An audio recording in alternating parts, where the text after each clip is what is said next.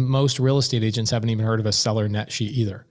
Okay, a seller net sheet is, if I'm a real estate agent, what I should be doing is I should be providing, everybody pay attention to this. This is really important. If I'm a real estate agent and I'm going to list a property with a seller, don't you think it would be a professional responsibility to tell that seller, hey, we're going to sell the house for 300 grand. Okay. We're going to sell the house on the market for 300 grand. Assuming you get a full price offer, you should have X amount of dollars in your pocket at the close of escrow. Don't you think? There you go. So Nick Macklin says that's trash. I've always given a client a seller net sheet. Most real estate agents don't have a clue what a seller net sheet is. Okay. When I talk to real estate agents and I say, hey, have you given your seller a seller net sheet? They're like, what's what? Right?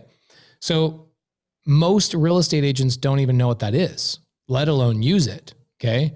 For example, the house that I'm in right now, this house was listed for 5.5 months. Okay. 5.5 months. Very similar situation than that you're in right now, is that there wasn't enough equity for the seller to sell the property. Okay. The agent took the listing. Okay. The value of the property at the time was about $410,000. That's full retail value. The house had not been renovated since 2013. So full retail value means that the house is cleaned up, ready for sale, all that kind of stuff, and maybe a recent update, right? Something like that in the last 3 years at least. Agent lists it for full retail without a renovation, and the seller owed $390,000 on the mortgage. Okay, so does that seller have any money coming to them if they sold it for $410 and they had an underlying mortgage for $390? No. In fact, the seller was going to have to write a check for about $15,000 to get rid of the property. Okay.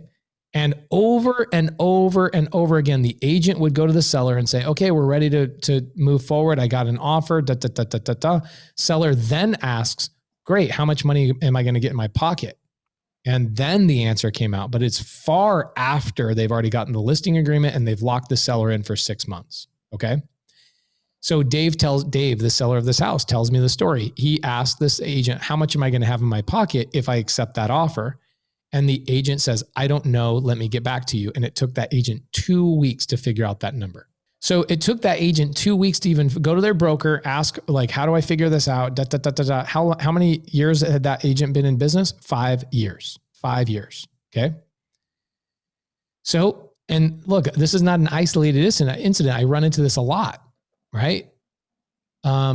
This is why I really respect investor agents. Okay. An investor agent is a real estate agent who understands the investment world because they actually understand how to be a realtor.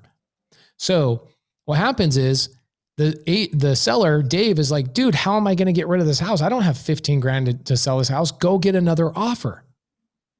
So the agent still at that point did not tell the seller, Dave, well, it has nothing to do with the offer. It has to do with how much you owe and how much closing costs are. So they kept going back, and like on the third offer, finally the agent goes, well, no matter what I do, you're going to have to write a check to get rid of this house.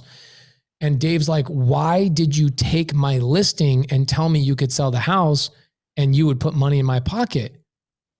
So even after that agent reduced their commission to 1%, they still had the seller writing a check.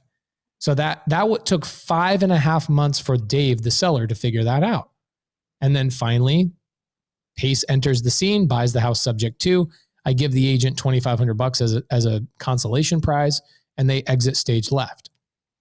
So I tell you that long story to educate you, KJ, on the fact that most real estate agents that are not doing business and they're not trying to invest themselves have no clue what it takes to actually sell a property, right?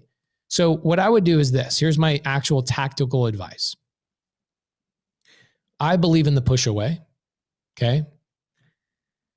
I believe in the push away, and the push away is this. Hey, you know what? Maybe I'm not a good fit for you, but this is what I would suggest you talk to your girlfriend about. Let's get on the phone. But before we do, ask your girlfriend, will the seller or will the agent guarantee a certain amount of money in your pocket? And if they don't, will that agent come out of their pocket to make sure you have $3,000? Okay. So this is usually what kills an agent in my transactions. Okay. So a seller says, well, I'm thinking about listing it with an agent. I go, perfect. You probably should go that way. But before you do, let me give you 3 pieces of advice. Okay. Number 1, go and make sure that agent has actually done transactions in the last 12 months. A lot of people hire their friends or family friends or whatever, and they're people that haven't sold a house in 2 years. So step 1, make sure you have an active agent that's doing your listing. Step 2, have your agent guarantee a certain amount of money in your pocket if they're going to sell your house. And step 3, if they can't guarantee that you're going to get a certain amount of money in your pocket, that they will forfeit 100% of their commission if they can't get you the number they promised you in step 2.